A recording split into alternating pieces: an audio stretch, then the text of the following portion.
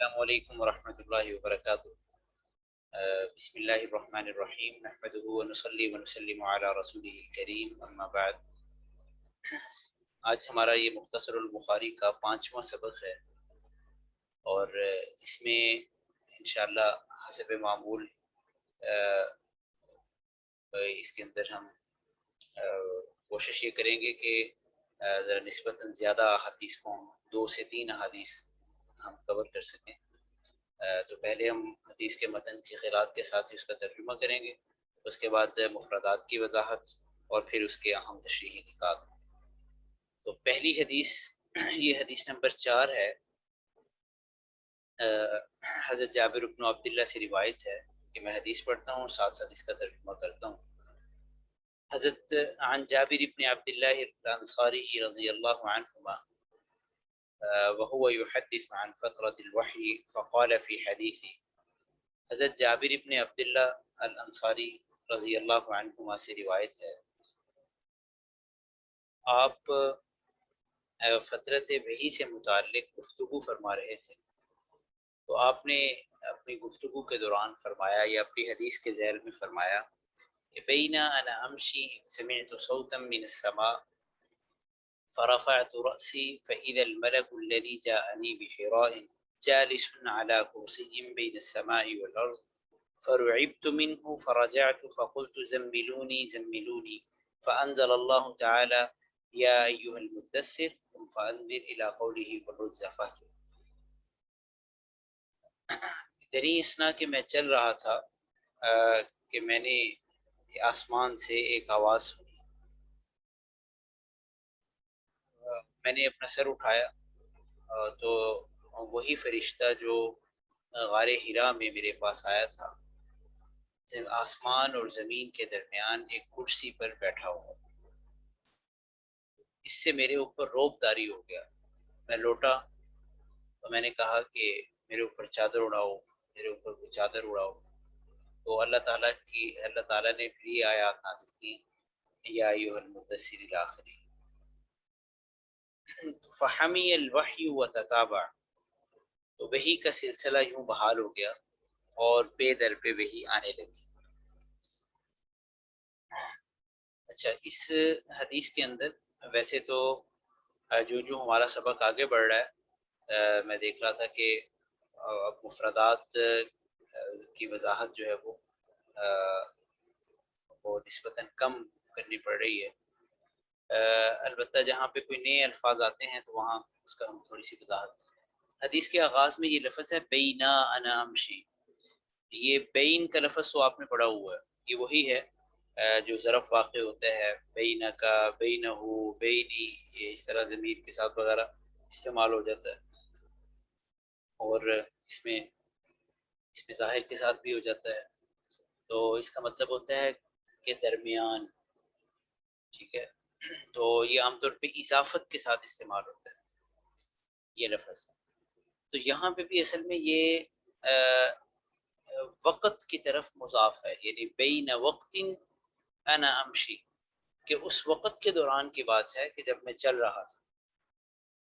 تو وہ چونکہ محذوف ہو گیا، وقت کا لفظ مضاف الیہ یعنی اس کا محذوف ہو گیا، تو علامت کے طور پہ الف کو برقرار رکھا، کہ یعنی بینا، اس میں جو الف ہے یہ دلالت کر رہا ہے کہ یہاں پہ اس کا مضاف الیہ محذوف ہے، بینا، بین وقت، ٹھیک ہے۔ اور بالکل اسی طرح ترکیب میں یہ ظرف واقع ہوگا، جیسے بینا کا لفظ ہوتا ہے تو بینا کا لفظ بھی ظرف واقع ہوتا ہے۔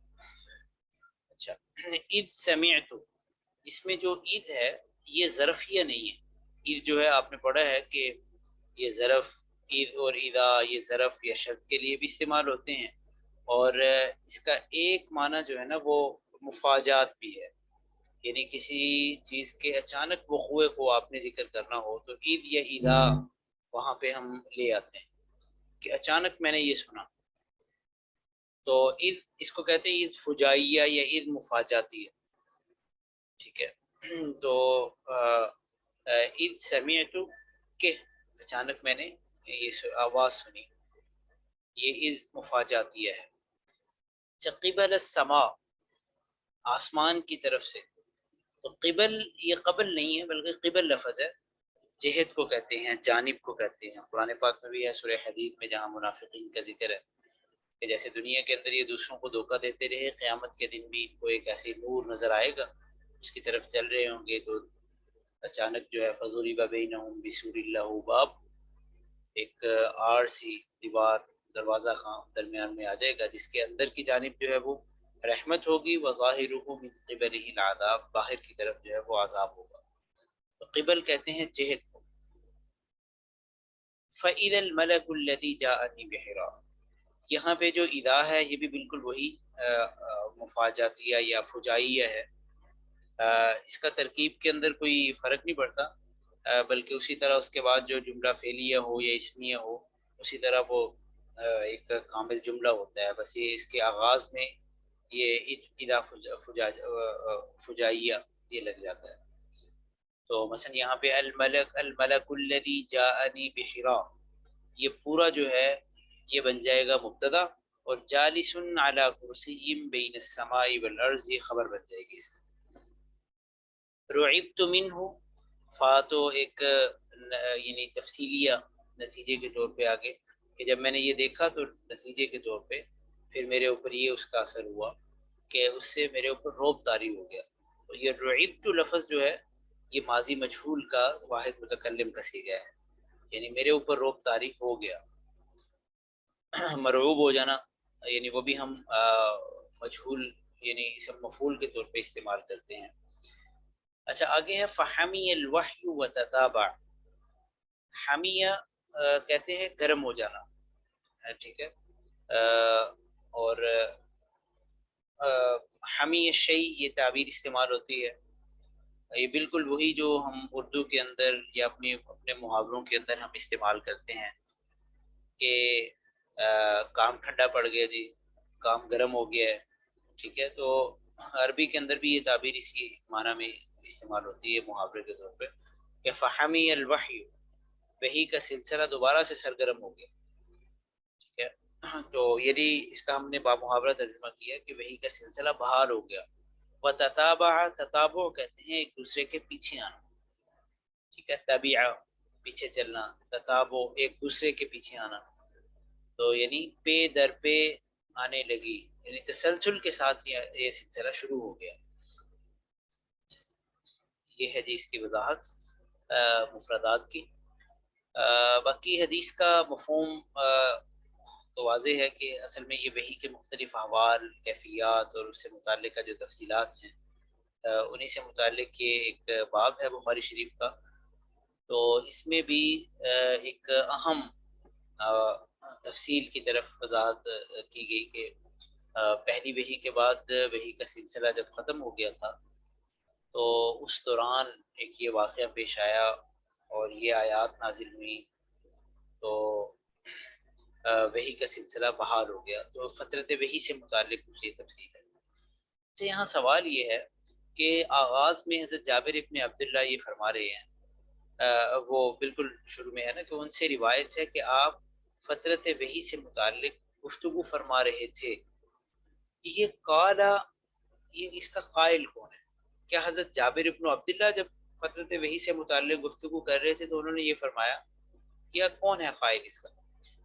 تو بظاہر جو حدیث کے الفاظ کو دیکھا جائے تو ایسے لگتا ہے کہ حضرت جابر ابن عبداللہ وہی گفتگو فرما رہے تھے، اور وہ اپنی حدیث جو اب صلی اللہ علیہ وسلم سے متعلق جو ایک حدیث ذکر کر رہے تھے اسی حدیث کے ذیل میں انہوں نے یہ بھی فرمایا کہ اب صلی اللہ علیہ وسلم نے یوں فرمایا بینا انا امشی۔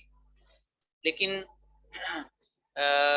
ایک اور روایت کے اندر اس کی ذرا وضاحت آتی ہے کہ یہ الفاظ حضرت جابر کے نہیں بلکہ یہ رسول اللہ صلی اللہ علیہ وسلم کے ہیں، اور یہ آپ صلی اللہ علیہ وسلم کے بارے میں ہی ذکر کیا جا رہا ہے، کیونکہ اس روایت کے اندر تفصیل ہے کہ حضرت جابر سے روایت ہے کہ وہ فرماتے ہیں کہ رسول اللہ صلی اللہ علیہ وسلم نے فرمایا جبکہ آپ ہی وحی کے فترت وحی سے متعلق گفتگو فرما رہے تھے۔ تو دل کو بھی یہی بات لگتی ہے کہ اس کے قائل جو ہے وہ رسول اللہ صلی اللہ علیہ وسلم ہیں، یعنی آپ ہی وحی کے فطرت سے متعلق گفتگو فرما رہے تھے تو آپ نے یہ اگلی بات ارشاد فرمائی، کیونکہ براہ راست آگے آپ کا اپنا مقولہ ہے نا، بینا انا امشی۔ چلو، فطرت وحی سے مراد کیا ہے؟ فطرت تو کہتے ہیں چھوٹ جانا، یعنی انقطاع۔ تو فطرت وحی سے مراد یہ ہے کہ اقرأ بسم ربک الذی خلق، ان آیات کے ذریعے سے جو قرآن پاک کے نزول کا سلسلہ شروع ہوا تھا، وہ کچھ عرصے کے لیے قرآن پاک کے نزول کا سلسلہ رک گیا، اس میں انقطاع آ گیا۔ اس کا یہ مطلب ہرگز نہیں ہے کہ حضرت جبرائیل کی آمد جو ہے وہ بند ہو گئی، یا یہ ہے کہ اللہ تعالیٰ کی طرف سے آپ کو آپ کا بالکل جو تعلق کنیکشن جو ہے وہ رابطہ کٹ گیا۔ ویسے وہی آتی رہی ہے یعنی الہامات کی صورت میں آپ کے، لیکن قرآن پاک سے متعلق یعنی جسے ہم وحی جلی کہتے ہیں، ٹھیک ہے، وہ والی وحی رک گئی تھی۔ تو اس لیے کہ بعض روایات میں بہت زیادہ تفصیلات اس کی آئی ہیں کہ اس دوران رسول اللہ صلی اللہ علیہ وسلم بسا اوقات کو جو وہی کیفیت جو ہم نے پچھلی حدیث میں پڑھی کہ وہ خوف کی اور ذمہ داری کے احساس کی، بعض اوقات کی کیفیت اتنی شدت سے پاتے کہ آپ پر اس کے جو ہے وہ نفسیاتی طور پہ خاصا دباؤ ہوتا، تو حضرت ابراہیم علیہ السلام تشریف لاتے اور آ کے آپ کو تسلی دیتے کہ آپ اللہ کے پیغمبر ہیں، انشاءاللہ آپ سرخ روح ہوں گے۔ تو اس سے پتہ چلتا ہے کہ حضرت ابراہیم علیہ السلام کی آمد وہ اس عرصے کے اندر رہی ہے، تو فطرت وحی سے مراد یہ نہیں ہے۔ اچھا، تو نزول قرآن کا یہ سلسلہ جو رکا رہا، اس کا کل عرصہ کتنا ہے؟ درمیان میں یہ کتنا عرصہ رکا رہا؟ اس میں محدثین کی رائے بہت مختلف ہیں، یعنی بعض تو یہ کہتے ہیں کہ بہت ایسے بس 2-4 دن کے لیے رکا رہا، بعض کہتے ہیں کہ نہیں، یہ 10-20 دن کے لیے یہ سلسلہ جو ہے وہ منقطع ہوا تھا۔ مثال کے طور پہ آپ نے بعض سیرت کی کتابوں میں بھی دیکھا ہوگا، رحیق المختوم میں مولانا صفی الرحمن مبارک پوری نے غالباً ابن سعد کے حوالے سے وہ نقل کیے ہے اور اسی کو ترجیح دی ہے کہ وحی کا سلسلہ زیادہ سے زیادہ 10-20 دن کے لیے رکا تھا اور اس کے بعد بحال ہو گیا تھا۔ اور ان کی دلیل یہ ہے کہ یہی روایت مسلم شریف میں اور باقی دیگر جگہوں میں یہ آتی ہے، تو اس میں ساتھ یہ بھی ہے کہ یہ جو واقعہ پیش آیا ہے، یہ میں غار حرا سے اعتکاف کے بعد لوٹ رہا تھا گھر کی جانب، تو میں نے یہ دیکھا۔ اور ظاہر ہے کہ آپ صلی اللہ علیہ وسلم نے اعتکاف جو ہے وہ بالکل آغاز میں ہی یہ جو وحی کا مطلب وحی آنے سے پہلے آپ صلی اللہ علیہ وسلم غار حرا میں اعتکاف فرمایا کرتے تھے رمضان المبارکہ میں ہی، اور آخری اعتکاف کے دوران رمضان کے مہینے میں وحی کا سلسلہ شروع ہوا تھا، اقرأ بسم ربک الذی خلق، یہ آیات نازل ہوئی۔ تو یہ مطلب ان کے بقول یہ بالکل رمضان کا آخر تھا، یعنی آخری عشرے کا آغاز تھا۔ تو اب صلی اللہ علیہ وسلم نے اعتکاف موقوف کر کے اب گھر لوٹے، حضرت خدیجہ نے تسلی دی، ورقہ بن نوفل کے پاس لے گئی وغیرہ، یہ سارا واقعہ پیش آیا۔ شوال کے مہینے میں آپ نے آ کے وہ جو اعتکاف رہتا تھا اس کی قضا فرمائی اور اپنا اعتکاف مکمل کیا۔ پھر جب آپ گھر کو جانے لگے تو یہ دوسری وحی یوں ہوئی، ٹھیک ہے، تو یہ فترت جو ہے وہ بہت تھوڑے عرصے کے لیے ہوئی تھی، تو اس کے بعد یہ سلسلہ بحال ہو گیا۔ لیکن بظاہر ایسے لگتا ہے کہ فترت کا عرصہ زیادہ تھا، کچھ روایات میں جو ہے وہ اس کی مزید توضیحات اگر ہم وہ پورا اس کو ملا کر دیکھیں تو سیرت سے متعلقہ اور اسی طرح حدیث میں، تو ایسے لگتا ہے کہ فترت کا یہ عرصہ جو ہے وہ زیادہ تھا۔ اور ویسے بھی یہ بات معقول ہے کہ کتنے اہم واقعے کے بعد آپ صلی اللہ علیہ وسلم کو سنبھلنے کے لیے، آپ کے ایک تسلی کے طور پہ، وہ کیفیات جو ہے وہ کم کرنے کے لیے، وہ کچھ عرصے کے لیے وہ وحی کا سلسلہ جو ہے وہ روک دیا گیا اور پھر جو ہے وہ دوبارہ سے۔ اچھا، یہ عرصہ یعنی 2.5 سے 3 سال کا کے درمیان تھا، تقریباً 3 سال یا 2.5 سال۔ تو اچھا، اس فترت کے بعد سب سے پہلی وحی کون سی نازل ہوئی؟ یہاں پہ تو واضح ہے کہ سورہ مدثر کی ابتدائی آیات جو ہیں وہ نازل ہوئی، اور واقعے کے ساتھ بھی اس کو ریلیٹ کرنا آسان ہے کہ وہ خوف کی کیفیت سے جب آ کے آپ نے کمبل یا چادر وغیرہ اوڑھ لی تو وہی کا آغاز ہی یہیں سے ہوا، یا ایھا المدثر قم فانذر، اے چادر اوڑھنے والے، کمبل اوڑھنے والے، اٹھیے اور لوگوں کو ڈرائیے. ٹھیک ہے، یعنی ابھی ایک عمومی دعوت کا یہ سلسلہ شروع ہو گیا. تو اس سے پتہ چلتا ہے کہ سورہ مدثر کی یہ آیات جو ہے وہ نازل ہوئی. لیکن ایک دو اور روایات ہیں، ان میں آتا ہے کہ اب صلی اللہ علیہ وسلم کے اوپر وحی کا سلسلہ جب رک گیا تو بعض لوگوں نے یہ باتیں کرنی شروع کر دی کہ معاذ اللہ اس کے شیطان نے اس کو چھوڑ دیا ہے. تو پھر سورہ ضحیٰ نازل ہوئی تھی جس میں اللہ تعالیٰ نے کچھ قسمیں کھانے کے بعد یہ فرمایا ما ودعک ربک وما قلی، کہ آپ کے پروردگار نے آپ کو بالکل نہیں چھوڑا ہے. ما ودعک ربک وما قلی، اور وہ ناراض نہیں آپ سے. تو ان کے یعنی اس میں ایسے ملتا ہے کہ یہ سورہ ضحیٰ نازل ہوئی تھی. تو صحیح یہ ہے، دونوں میں تطبیق کیوں ہم دے سکتے ہیں کہ فترت وحی کا جو لمبا عرصہ تھا اس کے بعد تو سورہ مدثر کی آیات نازل ہوئی ہیں. یہ سورہ ضحیٰ والا جو واقعہ ہے یہ بہت چھوٹی سی فترت تھی، یعنی ایسے ہی بس 2-4 دن کے لیے وحی کا سلسلہ منقطع ہوا تھا. اور اس وقت تو یعنی یہ جو آیا ہے نا آخر میں، یہ بات بہت اہم ہے، فحمی الوحی وتتابع، کہ وہی بہت مطلب یہ سلسلہ پہ در پہ آنے لگا اور یہ سلسلہ بھرپور طریقے سے شروع ہو گیا، بحال ہو گیا. اس سے پتہ چلتا ہے کہ روزانہ یا ایک دن میں بعض اوقات کئی مرتبہ بھی یہ وحی آتی تھی تھوڑی تھوڑی کر کے یوں قرآن پاک. تو اس میں یہ 2-4 دن کا عرصہ بھی جو ہے وہ ایک بہرحال فترت ہی معلوم ہوتا تھا. تو اس وقت یہ بات جب ایسی کسی کو پتہ چلی کہ آج کل وحی نہیں آ رہی ہے، وحی کا سلسلہ رکا ہوا ہے، تو اس وقت یہ کسی نے اس طرح کی بےہودگی کی اور یہ کلمات کہے تو پھر سورہ ضحیٰ نازل ہوئی تھی. ورنہ یہ جو لمبا عرصہ تھا فترت کا، اس کے بعد یہ سورہ مدثر کی ہی آیات نازل ہوئی ہیں. اچھا جی، یہ تو پہلی حدیث سے متعلق تھا. اب آگے ہم چلتے ہیں اگلی حدیث، حدیث نمبر 5. یہ بھی حضرت ابن عباس رضی اللہ تعالیٰ عنہ. دیکھیے ذرا حدیث، عن ابن عباس رضی اللہ عنہما فی قوله تعالی لا تحرک به لسانک لتعجل به. حضرت ابن عباس رضی اللہ عنہما سے مروی ہے اللہ تعالیٰ کے اس ارشاد مبارک کی تفسیر کے اندر. یعنی حضرت ابن عباس کا خاص ذوق تھا قرآن پاک کی آیات کی تفسیر کا. تو اس آیت کی تفسیر کے دوران آپ نے یوں یہ بیان فرمایا. آیت یہ تھی سورہ قیامہ کی آیت نمبر 16 لا تحرک به لسانک لتعجل به. تو آپ نے فرمایا یعنی حضرت ابن عباس نے کہ کان رسول اللہ صلی اللہ علیہ وسلم يعالج من التنزيل شدة وكان مما يحرك شفتيه، کہ رسول اللہ صلی اللہ علیہ وسلم وحی کے نزول سے یعنی اس کے باعث آپ کو شدت کا سامنا رہا ہے، یا آپ شدت کا سامنا کیا کرتے تھے وحی کے نزول سے.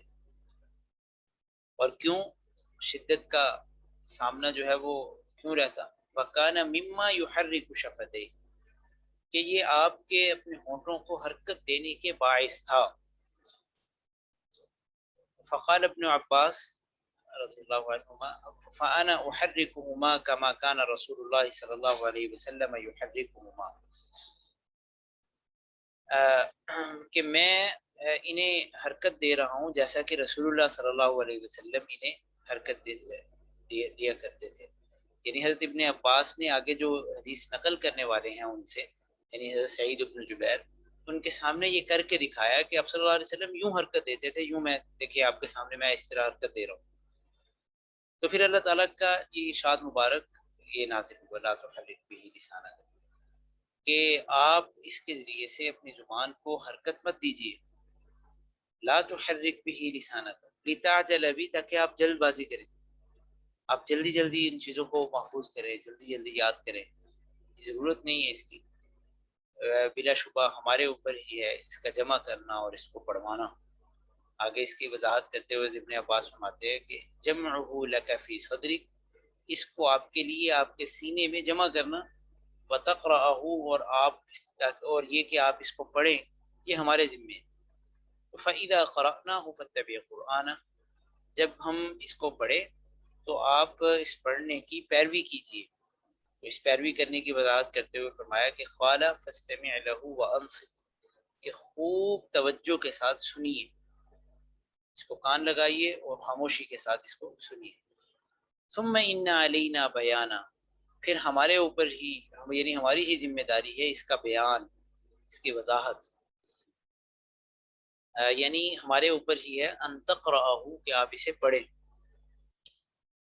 تو فکان رسول اللہ صلی اللہ علیہ وسلم بعد ذلك اذا اتاه جبریل استمع فاذا انطلق جبریل قرأه النبي صلی اللہ علیہ وسلم كما قرأ.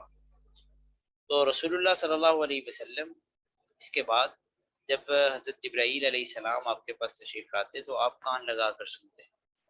جب حضرت جبرائیل چلے جاتے تو نبی کریم صلی اللہ علیہ وسلم اسے آپ پڑھ لیتے جیسا کہ جبرائیل نے اسے پڑھا ہوتا. اچھا جی، اس میں حدیث کے آغاز میں یہ لفظ آیا ہے یعالج من التنزیل شدہ. یعالج یہ باب مفاعلہ سے، معالجہ سے مضارع کا صیغہ ہے. اس کا مطلب ہوتا ہے کسی چیز سے واسطہ پڑھنا، کسی چیز کا ایکسپیرینس ہونا. ٹھیک ہے، وہ کسی چیز کو فیس کرنا، تعامل، ممارست. ممارست تجربے کو کہتے ہیں. تو یعنی آپ کو یہ واسطہ رہا یہ شدت کی اس کیفیت سے. تو وکان مما یحرک شفتیہ، آگے اس معالجے کی آگے اس کا سبب ذکر کیا جا رہا ہے کہ اس شدت سے واسطہ آپ کو کیوں کیوں پڑتا تھا، اس کا سبب کیا تھا، باعث کیا تھا. تو فرمایا کہ یہ جو من ہے نا، یہ کسی چیز کے سبب بیان کرنے کے لیے بھی آتا ہے، اس کو کہتے ہیں من سببیہ. تو یہ معالجہ یا یہ کیفیت، یعنی شدت کی کیفیت محسوس کرنا، یہ اس سبب سے تھا. من کے بعد آگے جو ہے نا، یہ ما، یہ مستریہ ہے، یعنی آگے آنے والے فعل کو مستر کے معنی میں کر رہا ہے. ما یحرک، لفظی ترجمہ تو یوں بنے گا کہ یہ اس سبب سے تھا کہ آپ اپنے ہونٹوں کو حرکت دیتے تھے. لیکن یہ ہے کہ اگر مستری معنی میں کریں تو آپ کے اپنے ہونٹوں کو حرکت دینے کے باعث تھا، یعنی اس وجہ سے تھا. تو یوں ما، یہ یحرکو شفتی، اس پورے کو اپنے مصدر کی تعویل میں کر کے یہ من کا مجرور بنے گا، اور جار مجرور جو ہے یہ متعلق ہوں گے کانا. ٹھیک ہے، اور کانا کا کے اندر جو فاعل ہے ہوا ضمیر، وہ لوٹ رہی ہے وہ یعالجو کے مصدر کی طرف پیچھے، کہ یہ کیفیت اس کے سبب تھی. لتعجل بھی، یہ آخر میں جو آپ کو فتح نظر آ رہی ہے، یہ منصوب نظر آ رہا ہے یہ فعل مضارع، اس کی وجہ یہ ہے کہ اس سے پہلے لام کی داخل ہے. آپ نے پڑھا ہے کہ کی اور لام کی جو ہے یہ مضارع کو نسب دیتے ہیں. ان علینا جمعہ و قرآن، یہاں پہ علا کا لفظ بار بار استعمال ہوا ہے. ثم ان علینا بیانا، اس میں یہ جو علا کا لفظ ہے اس کے مختلف معنی آتے ہیں. تو ایک اس کا معنی ہے لزوم اور وجوب، کسی ذمہ داری کو بیان کر کہ یہ چیز ہم پر، یہ ہمارے ذمے ہے، یہ ہماری ذمہ داری، یہ ہمارے اوپر لازم ہے. اس لیے اس کے لیے جو ہے وہ علا کا لفظ استعمال کر لیا جاتا ہے. اچھا جی، یہ یہاں یہ لفظ آیا فتبع قرآن، اس کی وضاحت کرتے ہوئے ابن عباس نے فرمایا کہ اتباع سے مراد ہے استماع اور انصات. تو اس میں فرق یہ ہے، ان دونوں کا ویسے تو ہم ترجمہ یہی کر لیتے ہیں کہ خوب توجہ کے ساتھ، لیکن انصات یہ کہتے ہیں کامل خاموشی کو، اس میں انسان پورا بالکل اپنے بدن، اپنے اعضاء کو بھی حرکت دینا چھوڑ دے، کسی بھی وجہ سے اپنی طرف سے کوئی ایسی آواز پیدا نہ ہو، اپنی زبان کو بھی خاموش کر لے. ٹھیک ہے، انصات کامل خاموشی، اور استماع کان لگا کر سننا. ٹھیک ہے، تو یہ دونوں جب آتے ہیں تو مبالغہ مقصود ہوتا ہے. یہ جو ایک یہ تعبیر ہے کہ خوب توجہ کے ساتھ آپ اسے سنیے. اچھا، یہ روایت کا مفہوم تو اس کا واضح ہے کہ وہ وحی کے آغاز میں ایک آپ صلی اللہ علیہ وسلم کی ایک کیفیت کا ذکر کیا گیا کہ آپ کی یہ خواہش ہوتی کہ جو جبرائیل بتا رہے ہیں میں اس کو یاد کرتا جاؤں. تو اللہ تعالیٰ نے بہت شروع میں آپ صلی اللہ علیہ وسلم کو یہ تسلی دے دی کہ اے پیغمبر آپ کو اس زحمت کی ضرورت نہیں ہے. یہ تقریباً وہی مفہوم ہے جو اللہ تعالیٰ نے اس جگہ پہ فرمایا انا نحن نزلنا الذکر وانا له لحافظون، ہم ہی اس کی حفاظت کرنے والے ہیں. تو بہت شروع میں ہی آپ کو یہ بتا دیا گیا کہ صرف ہم نے قرآن نازل کرنا یہ ہمارا مقصد نہیں ہے کہ آپ کے اوپر بس نازل کر کے اس کو چھوڑ دیا جائے، بلکہ اسے آپ کو ازبر کروانا، اس وحی کو آپ کے سینہ مبارک کے اندر محفوظ کرنا، اس کو پڑھوانا، اس کو سمجھانا، اس کی وضاحت، اس کی پورا یہ سارا کچھ جو ہے وہ ہماری ذمہ داری ہے. اس لیے آپ اس کی بالکل قطعی طور پہ کوئی فکر نہ فرمائیے. اچھا جی، اس میں جو ایک سوال ہے کہ حضرت ابن عباس نقل فرما رہے ہیں کہ دیکھیے جیسے آپ صلی اللہ علیہ وسلم حرکت دیتے تھے اپنے ہونٹوں کو، یہ میں اس طرح میں آپ کو حرکت دے کے بتاتا ہوں. تو یہ کیسے حضرت ابن عباس ایک چیز کو نقل کر سکتے ہیں؟ یہ تو ایک دیکھنے سے تعلق رکھتا ہے کہ یوں آپ حرکت دیا کرتے تھے اور یہ دیکھیے ذرا میری حرکت، میں اس انداز سے حرکت دے رہا ہوں. اس سے تو پتہ چلتا ہے حضرت ابن عباس نے دیکھا ہے. تو اس کا جو ہے نا وہ جواب وہ مطلب یہ کہ سوال یوں پیدا ہوتا ہے کہ حضرت ابن عباس جو ہے وہ تو ان کی یہ بالکل آغاز کا دور نبوت کے آغاز کی یہ آیات ہیں اور یہ واقعہ نقل کر رہے ہیں کہ شروع میں آپ یوں کیا کرتے تھے. حضرت ابن عباس تو بہت چھوٹے تھے، یعنی آپ کی تو پیدائش ہوئی ہے بہت بعد میں جا کے، یعنی نبوت کے تقریباً کوئی 7-8 سال بعد، 10 سال بعد، یعنی جب مسلمان وہ شیب ابی طالب کے اندر تھے. شیب ابی طالب کا بالکل جو آخر میں، یعنی غالباً 9 یا 10 نبوی کا یہ جو ہے عرصہ، اور یعنی ہجرت سے 3 سال پہلے آپ کی پیدائش ہوئی ہے جبکہ مسلمان شیب ابی طالب میں تھے. تو رسول اللہ صلی اللہ علیہ وسلم کے انتقال کے وقت آپ کی عمر 13 سال تھی. تو آپ اس واقعے کو کیسے اس انداز سے نقل کر سکتے ہیں؟ اس کا جواب یہ ہے کہ ایک تو روایات سے ہمیں معلوم ہوتا ہے کہ حضرت ابن عباس یہ جو کیفیت ہے یہ انہوں نے رسول اللہ صلی اللہ علیہ وسلم کو ایسا کرتے ہوئے دیکھا تھا. یعنی بہت بعد میں جب آپ نے یہ روایت نقل کی کسی کے سوال پہ یا ویسے ہی کہ آغاز میں جو ہے وہ میری یہ کوشش ہوتی تھی اور میں اس طرح اونٹوں کو حرکت دیتا تھا، تو حضرت ابن عباس نے وہ منظر دیکھ کے آگے نقل کر دیا آگے اپنے شاگرد. تو حضرت سعید ابن جبیر کو. اچھا یہ یہاں پہ تھوڑا سا ایک تعارفی لحاظ سے ویسے تو کوئی ایسا ضروری نقطہ نہیں ہے لیکن کی بات آ گئی ہے تو میں کچھ عرض کر دیتا ہوں. یہ ہماری روایت حدیث کا یہ باقاعدہ ایک حصہ رہا ہے کہ رسول اللہ صلی اللہ علیہ وسلم نے جو یعنی صرف حدیث کو نقل نہیں کیا جاتا تھا بلکہ آپ صلی اللہ علیہ وسلم کی حدیث نقل کرتے ہوئے کیفیات کو بھی اسی انداز سے آگے منتقل کیا جاتا. اور یہ روایت جو ہے وہ ایک بڑا تسلسل کے ساتھ یہ چلا کرتی.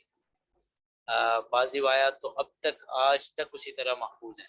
اب صلی اللہ علیہ وسلم نے کوئی حدیث بیان کرتے ہوئے کھجور کھائی تو وہ اسی طرح نقل ہوتی ہوئی آج بھی اسی طرح جب وہ لوگ وہ پڑھتے پڑھاتے ہیں جن کے پاس وہ سند ہے وہ تسلسل والی تو وہ اسی طرح کھجور کھا کے وہ حدیث پڑھتے ہیں. بعض روایات میں اب صلی اللہ علیہ وسلم نے کسی بات کو مسکراتے ہوئے بیان فرمایا، راوی نے بھی آگے مسکرا کے بیان فرمایا، انہوں نے بھی پھر آگے جب اپنے شاگرد کو بتائی تو آگے مسکرا کے، تو اسے مثلا مسلسل بالذہن، ٹھیک ہے، وہ آج تک روایات محفوظ ہیں. ایک صحابی نے آپ صلی اللہ علیہ وسلم سے ایک حدیث یعنی جو جب آپ کی خدمت میں آئے تو سب سے پہلے وہ حدیث سنی. انہوں نے آگے جب اپنے شاگرد کو سنائی تو وہ سب سے پہلے وہی حدیث سنائی. انہوں نے آگے جب اپنے شاگردوں کو سنائی تو سب سے پہلے وہ حدیث سنائی. ٹھیک ہے، مسلسل بالاولیہ. تو وہ روایت آج تک ایسے ہی منتقل ہوتی ہوئی اس طرح کی بے شمار احادیث. تو یہ حدیث بھی جو ہے نا اس میں ابتدا کے اندر وہ تھوڑی سی وہ جھلک ملتی ہے کم از کم حضرت سعید ابن جبیر تک.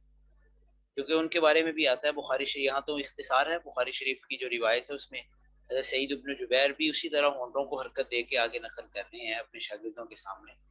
تو یہ حضرت سعید بن جبیر تک یہ حدیث جو ہے گویا یہ مسلسل ہے، مسلسل بتحریک شفتیں. تو یہ ایک حدیث مسلسل جو ہے وہ اس سے مراد یہ ہوتا ہے کہ اب صلی اللہ علیہ وسلم سے کوئی چیز تسلسل کے ساتھ اسی انداز سے نقل ہوتی ہوئی آگے چلی جائے، آپ کا کوئی ایکشن ہے یا کوئی خاص اس طرح. لیکن یہ بہرحال یہ حدیث کا یہ سلسلہ آگے برقرار نہیں رہ سکتا، یعنی سعید بن جبیر سے آگے ہمارے پاس نہیں ہے کہ یہ کوئی اسی انداز ہے. اچھا دوسری بات یہاں پہ جو جس کی طرف بہت اہم ہے کہ اللہ تعالیٰ نے قرآن پاک کے حفظ کو اور سینے کے اندر جو ہے وہ محفوظ کرنے کو، گو کہ یہ اس کا تعلق براہ راست جو ہے وہ رسول اللہ صلی اللہ علیہ وسلم کی ذات کے ساتھ ہے، یعنی ان آیات کا جو سیاق ہے.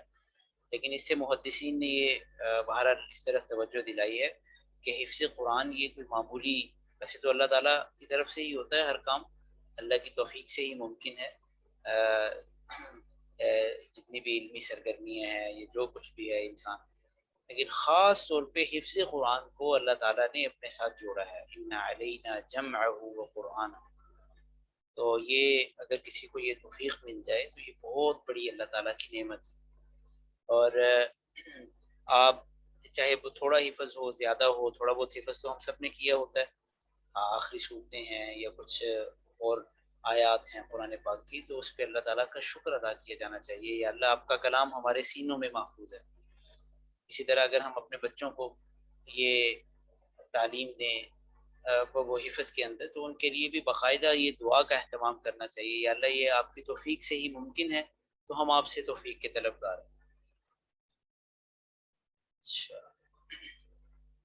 اس میں ایک یہ بھی کہ قرآن پاک میں یہ جو فرمایا نا ان علینا جمعہ و قرآن، کہ صرف جمع کرنا یہ ہماری ذمہ داری نہیں بلکہ اس کو پڑھوانا.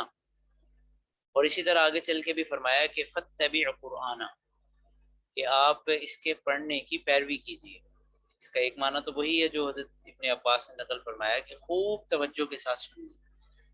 لیکن ان دونوں جگہوں پہ جو ایک اور جو بڑا ہمیں ایک سبق معلوم ہو رہا ہے وہ یہ ہے کہ قرآن پاک جس طرح سے حضرت جبرائیل نے پڑھا رسول اللہ صلی اللہ علیہ وسلم، اسی انداز سے اللہ تعالیٰ نے گویا یہ اس طرف کہ اس کو پڑھوانا بھی ہماری ذمہ داری ہے، اور وہ بالکل انہی خصوصیات اور انہی آداب کا خیال رکھتے ہوئے تلاوت کرنا یہ بھی فرض ہے، جسے ہم تجوید کہتے ہیں، مخارج کو اس انداز سے ادا کرنا. اور یہ چیز جو ہے وہ سیکھنے سے تعلق رکھتی ہے، اور اس کے بھی بہرحال فکر کی جانی چاہیے کہ ہم قرآن پاک کو ناظرے کے ساتھ ساتھ، یعنی صرف ناظرہ کہ قرآن پاک پڑھنا آ جائے اوپر سے دیکھ کے جوڑ توڑ اس کا یہ آ جائے، یہ کافی نہیں ہے، بلکہ اچھے طریقے سے اس کو پڑھنا یہ قرآن پاک کا ایک اہم ترین حق ہے. تو تجوید جو ہے نا یہ جو علوم فرض ہیں مسلمانوں کے اوپر ان میں سے یہ ایک علم ہے. تو اس کا بہرحال فکر کرنے کی ضرورت ہے کہ اگر کسی کا کوئی تلفظ مخارج یا وہ بنیادی جو خصوصیات جس سے لفظوں کی ادائیگی ہوتی ہے جس کی کوئی ایسی پریکٹس نہ ہو، جو تجوید میں اچھا نہ ہو، تو اسے چاہیے کہ قرآن پاک کی اس حق کے طور پہ اس کا بھی اہتمام کرے.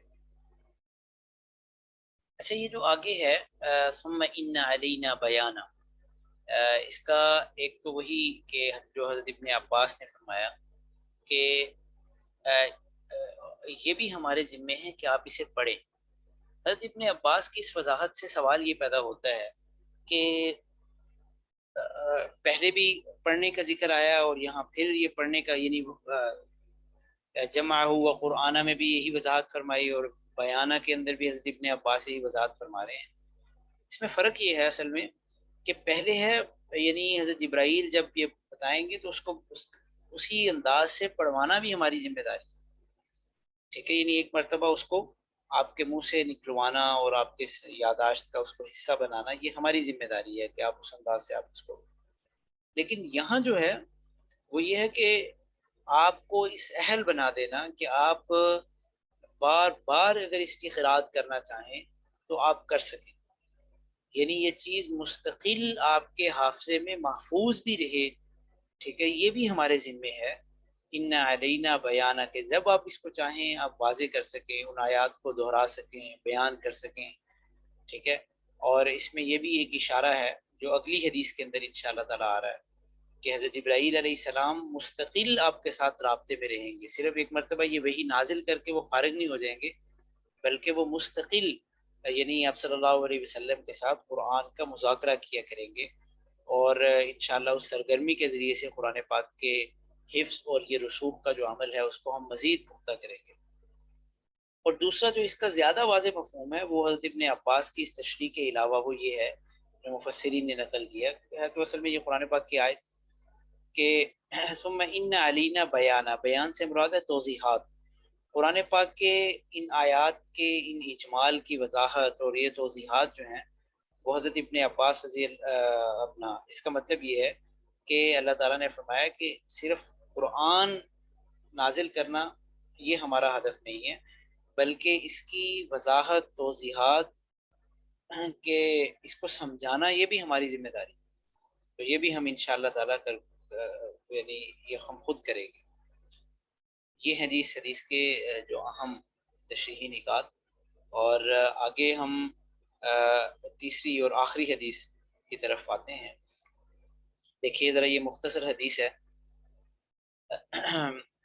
وعنہ رضی اللہ عنہما، یہ بھی حضرت ابن عباس سے ہی مروی ہے، اس لیے صرف ضمیر لوٹا دی کہ قال، انہوں نے فرمایا کہ کان رسول اللہ صلی اللہ علیہ وسلم اجود الناس وكان اجود ما يكون في رمضان حين يلقاه جبريل علیہ السلام۔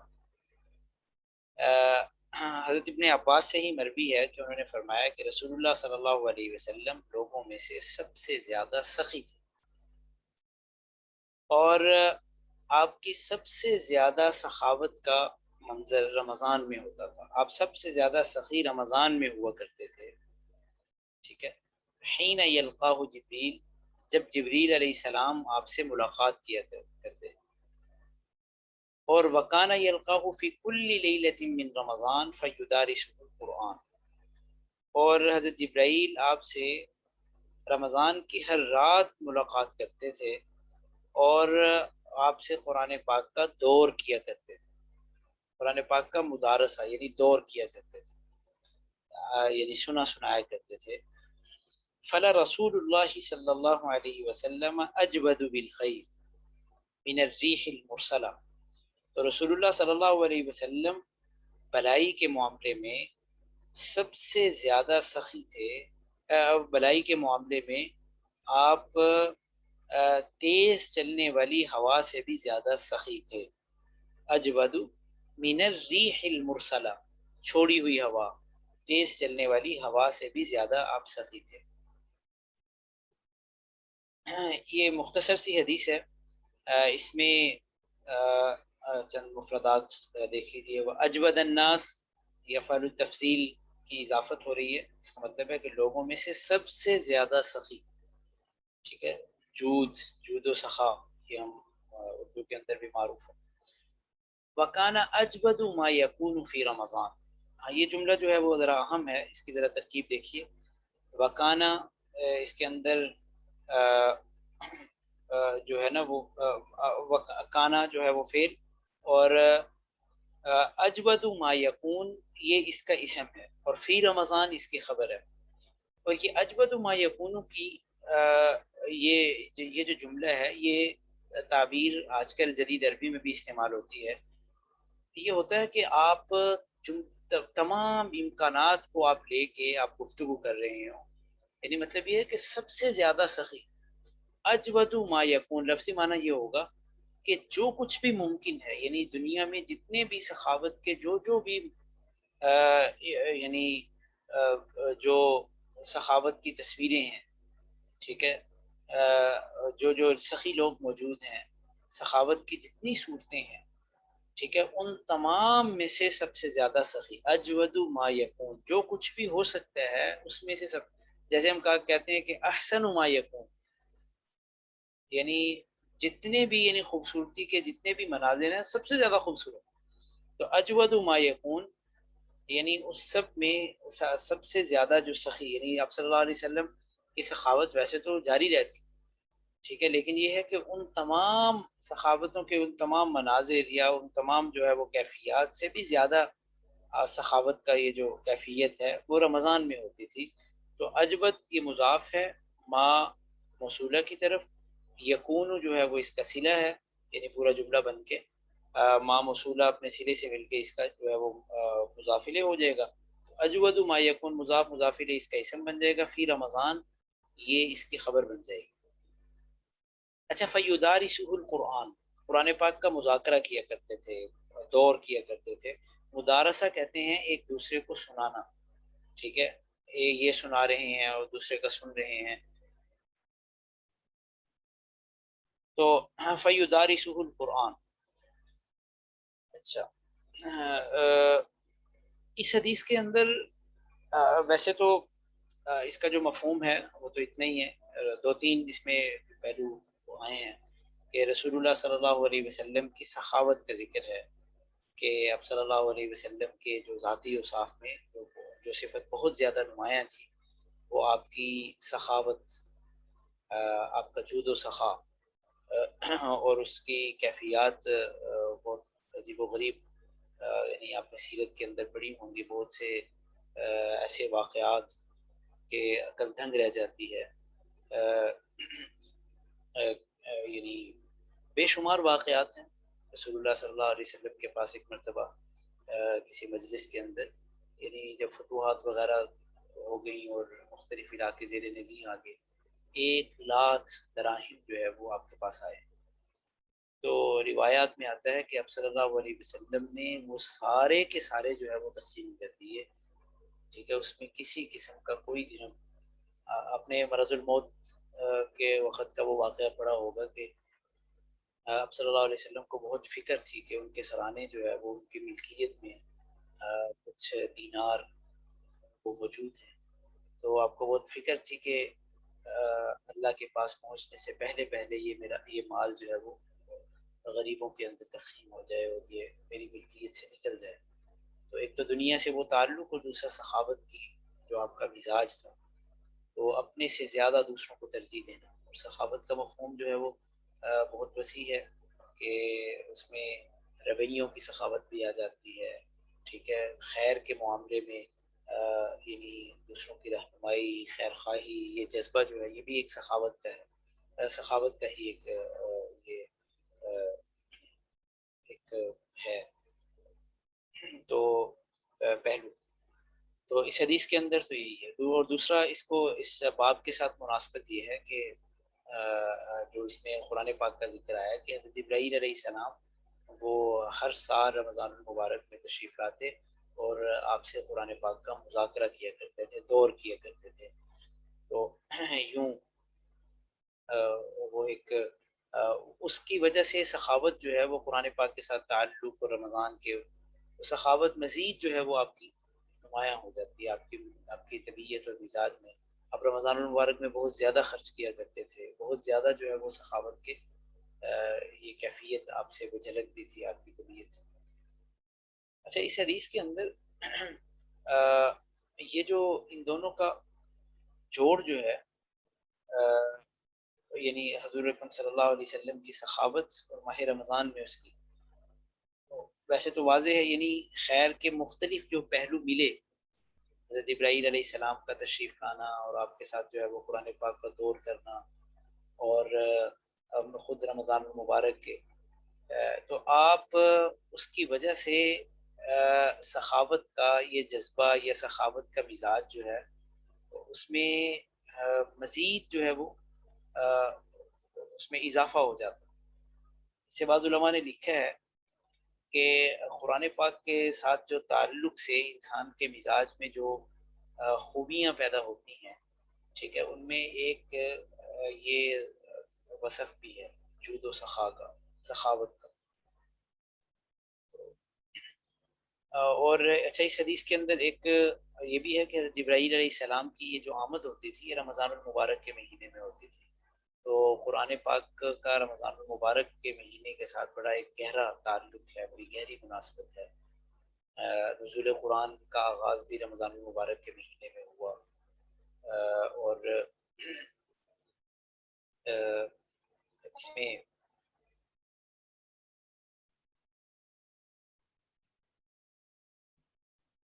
اچھا آپ حضرات ذرا نا لیو کر دیں، یہ جو ایم اے کے اسٹوڈنٹ ہیں، میں ذرا ایک لیکچر ریکارڈ کروا رہا ہوں، تو فی الحال آپ لیو کر دیں، میں آپ کو انوائٹ کرتا ہوں۔ شکریہ۔ اچھا، تو رمضان المبارک کے مہینے میں ہی آپ کی یہ نسبت جو ہے وہ بڑھ جاتی ہے۔ اچھا، یہ یہاں پہ یہ ذکر آیا کہ رسول حضرت جبرائیل علیہ السلام آپ کے ساتھ آ کے مدارسہ کیا کرتے، تو مدارسہ کا کیا مطلب ہے؟ مدارسہ کی کیفیت کیا ہوتی تھی؟ یہ قرآن پاک کا دور ہوتا تھا، یعنی جتنا قرآن پاک اس سال رمضان المبارک کے مہینے تک نازل ہو چکا ہوتا، وہ سارے کا سارا حضرت جبرائیل علیہ السلام جو ہے وہ اس کو اس کا جو ہے وہ مذاکرہ رسول اللہ صلی اللہ علیہ وسلم کے ساتھ کیا کرتے، اور وہ سارے کا سارا جو ہے وہ دہرایا کرتے۔ تو اچھا، مدارسہ میں کیا حکمتیں ہیں؟ یہ دو تین جو چیزیں ضروری وہ رہ گئی ہیں لیکچر کی ریکارڈنگ میں، اس میں میری ابھی آگے کلاس ہے، تو انشاءاللہ یہ میں ہم لائیو سیشن کے اندر جو ہے وہ یہ چیزیں ڈسکس کر لیں گے دو تین انشاءاللہ۔ اسی پہ ہم اختتام کرتے ہیں۔ سبحانک اللہم و بحمدک، اشہد ان لا الہ الا انت، استغفرک و اتوب الیک۔